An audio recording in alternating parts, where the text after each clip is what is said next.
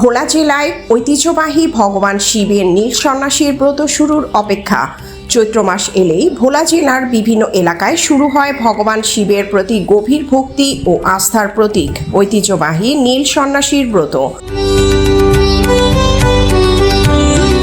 বহু বছর ধরে চলে আসা এই ব্রত ভোলা জেলার হিন্দু ধর্মাবলম্বীদের কাছে এক গুরুত্বপূর্ণ ধর্মীয় সাধনা হিসেবে পরিচিত।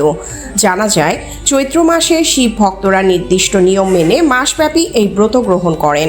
ব্রত চলাকালীন তারা গেরুয়া বা নির্দিষ্ট পোশাক ধারণ করেন, নিরামিষ আহার গ্রহণ করেন এবং সাংসারিক ভোগবিলাস থেকে বিরত থেকে ভগবান শিবের নাম জপ, বাড়ি বাড়ি গিয়ে ভগবান শিবের ভক্তিমূলক গান পরিবেশন করেন।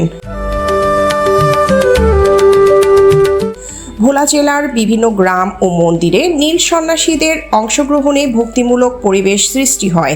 ব্রতের সময় অনেক স্থানে কীর্তন, শিব পূজা ও ধর্মীয় অনুষ্ঠানের আয়োজন করা হয়, যেখানে অসংখ্য ভক্তের সমাগম ঘটে। স্থানীয় ভক্তদের বিশ্বাস, নিষ্ঠা ও ভক্তি ভরে নীল সন্ন্যাসীর ব্রত পালন করলে ভগবান শিব ভক্তদের উপর কৃপা বর্ষণ করেন এবং জীবনের দুঃখ কষ্ট দূর হয়।